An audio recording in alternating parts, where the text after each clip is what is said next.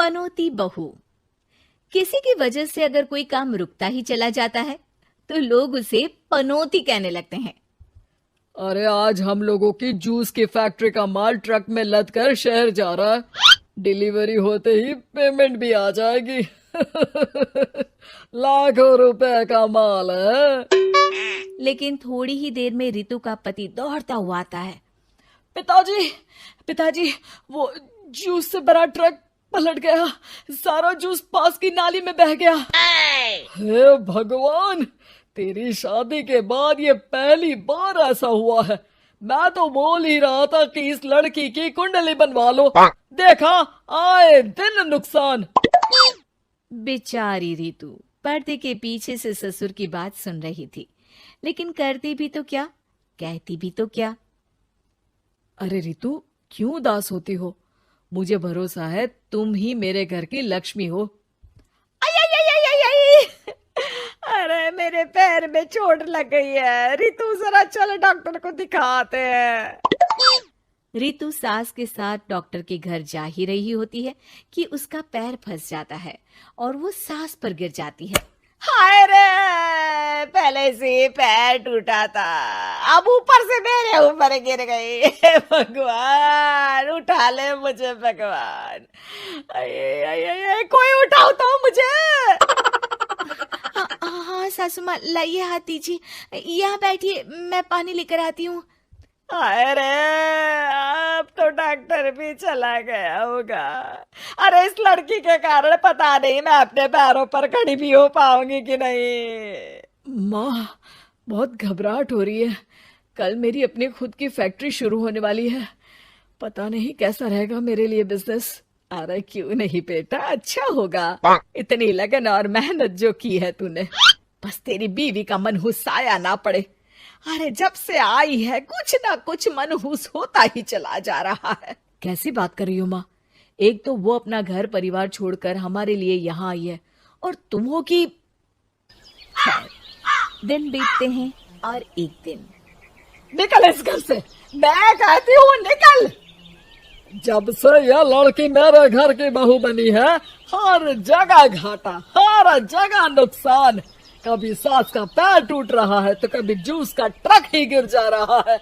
अरे अब तो हद ही हो गई। मेरे बेटे का इतना भारी एक्सीडेंट कि वो कोमा में चला गया। वो तो शुक्र है कि जान बच गई। नहीं नहीं, हम ऐसी लड़की को अपने घर में रख ही नहीं सकते। अब तो रितु को भी लगने लगता है कि वो मनहूस है। वो चुपचाप घर छोड़कर निकल जाती है। चलते चलते रितु एक जंगल में झोपड़ी में पहुंच जाती है, जहां एक साधु तपस्या कर रहे होते हैं। आ गए बेटी, क्यों परेशान होती है? ये तो जीवन का नियम है। इंसान हमेशा नकारात्मक चीजों को ही सुनता, देखता और समझता है। किसी की अच्छाई उसे नजर ही नहीं आती। आपने मुझे बेटी कहा है तो शरण भी दे दीजिए बाबा। मैं आपका सारा काम कर दिया करूंगी, बस आपके जीवन में मेरे जैसी बेटी की वजह से कुछ बुरा ना हो। साधु आंख बंद करके मुस्कुराता है और रितु उनके घर की बेटी बन जाती है। पिताजी, भोजन तैयार है, आकर खा लीजिए। बेटा, जो भोजन तूने बनाया है उसमें सांप का जहर है, वो खाकर मैं मर सकता हूँ। नहीं नहीं पिताजी, खाना तो मैंने अपनी आंखों के सामने बनाया है, यहाँ तो कोई सांप आया ही नहीं। ठीक है, फिर ला मैं खा लेता हूँ। साधु खाना खाने जाता ही है कि खाना रितु के हाथ से गिर जाता है और वो खाना बिल्ली खा जाती है। बिल्ली उस खाने को खाती ही मर जाती है। नहीं पिताजी, मैंने खाने में जहर नहीं मिलाया। मुझे इस बात का पता नहीं पिताजी। मैं ये बात जानता हूँ। खाने में जहर का मिलना और इस खाने का गिरना, ये तो पहले से ही तय था। इसमें तुमने कुछ नहीं किया है बेटी। रितु समझ नहीं पाती कि क्या हो रहा है। वो रोने लगती है और साधु को अपनी सारी कहानी सुना देती है कि कैसे उसके ससुराल वालों ने उसे पनौती मान लिया था। साधु मुस्कुराकर कहता है, बेटे, क्या चाहती हो तुम? क्या तुम जीवन भर यहाँ रहना चाहती हो या फिर अपने ससुराल जाना चाहती हो?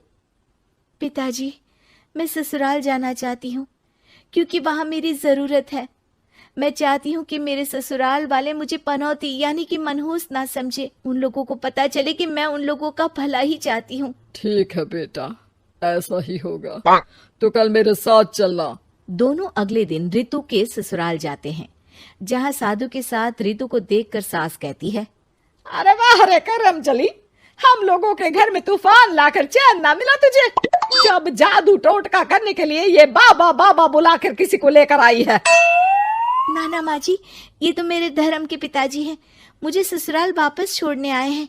ये तो बस पिता का धर्म निभा रहे हैं, इन्हें कुछ मत कहिए। वाह जी वाह, 4 महीने बाद आज ही अपने पैरों पर खड़ा हुआ हूँ और ये मनहूस फिर से आ गई। इस बार क्या जान लेके जाएगी? अरे मेरी भी सिर्फ टांग में फ्रैक्चर था, अब ये आ गई है तो पक्का टांग काटनी ही पड़ेगी। हे भगवान, पिछली बार तो जूस का पूरा ट्रक ही पलट गया था, इस बार तो पक्का फैक्ट्री में ताला ही लग जाएगा। रितु के नए साधु पिता सबकी बात गौर से सुन रहे थे। फिर वो बोल पड़ते हैं, मैं आप लोगों को कुछ दिखाना चाहता हूँ। वो साथ में गोला लाए थे। उस गोला में वो सबको कुछ दिखाते हैं। वो दिन दिखाते हैं जब जूस से भरा ट्रक गिरता है। पास के कुछ जानवर उस गिरे जूस को पीते हैं और वहीं मर जाते हैं। देखो, इस जूस में तुम्हारे फैक्ट्री के मैनेजर ने जहर डाला था। अच्छा हुआ वो ट्रक गिरा, वरना पूरा परिवार जीवन भर के लिए जेल में होता। हे भगवान, तब तो न जाने कितने लोगों की मौत हो जाती इस जूस को पीकर। शुक्र है भगवान का, अनहोनी से बचा लिया। फिर वो दिन देखते हैं जब पति का एक्सीडेंट हुआ था, लेकिन रितु के करवा चौथ के व्रत के कारण वो बच जाता है, वरना तो मृत्यु निश्चित थी। सभी रितु की तरफ देखते हैं। बाबा, मैं तो मनहूस नहीं हूँ। शुक्रिया बाबा, मेरे मन में जीवन भर का बोझ रहता कि मैं इन लोगों के दुख का कारण तो नहीं। नहीं नहीं बेटा, मनहूस तो ईश्वर किसी को नहीं बनाता। हर चीज का एक वक्त होता है और जो होना है वो तो होता ही है। मुझे माफ कर दे बहू, तू तो इस घर की लक्ष्मी है, रक्षक भी है। हम लोगों को माफ कर दे बेटा। रितु को ससुराल में छोड़ बाबा वापस चले जाते हैं।